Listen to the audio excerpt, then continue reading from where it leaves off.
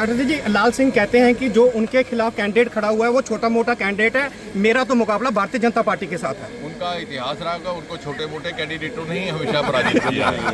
उनका इतिहास रहा होगा, उनको छोटे मोटे कैंडिडेटों ने ही हमेशा पराजित किया है।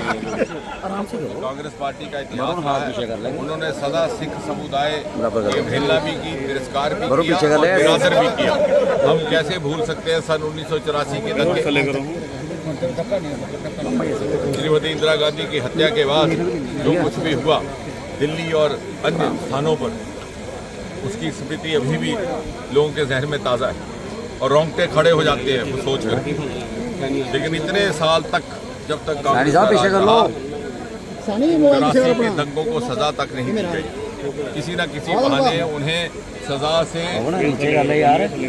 सजा से मुक्ति भी दिलवाई गई और सजा से टालने का उनका कोई ना कोई व्यवस्था की गई।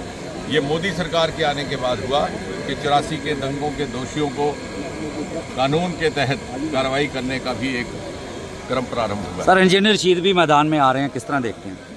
में तो कोई दिक्कत नहीं है जी, मैदान में तो कोई भी आ सकता है, लेकिन भारतीय जनता पार्टी आश्वस्त है, हम अपनी क्षमता से अपने बलबूते से बहुमत प्राप्त करें। महबूबा मुफ्ती कहती है कि जो इंजीनियर रशीद की पार्टी है वो प्रॉक्सी पार्टी है। अब ऐसा है कि इस प्रकार के बयान पराजय का प्रतीक होते हैं। कोई अपनी सीट छोड़ के दूसरी सीट से लड़ता है तो इसका भी अर्थ ये हुआ कि उन्हें उतना आत्मविश्वास नहीं है, और फिर एक सीट के बदले 2 से लड़ता है तो इसका अर्थ है कि आत्मविश्वास में और कमी होगी। और यदि वो पहले से ही अपॉलोजेटिक बयान इस प्रकार की कोई देने शुरू करता है कि ईवीएम खराब हो गई, ये प्रॉक्सी हो गया, ये फलां हो गया, इसका अर्थ ये है कि मुझे पराजय के आसार नजर आ रहे हैं। मैं पहले से ही उसके लिए एक एक्सप्लेनेशन तैयार कर रहा हूँ। डॉक्टर जी, लाल सिंह कहते हैं कि जो उनके खिलाफ कैंडिडेट खड़ा हुआ है वो छोटा मोटा कैंडिडेट है, मेरा तो मुकाबला भारतीय जनता पार्टी के साथ है। उनका इतिहास रहा होगा, उनको छोटे मोटे कैंडिडेटों ने ही हमेशा पराजित किया है ताकि उनको। अमरुदुल्ला कहते हैं कि भाजपा ने शांति भंग की है जम्मू कश्मीर की, किस तरह देखते हैं?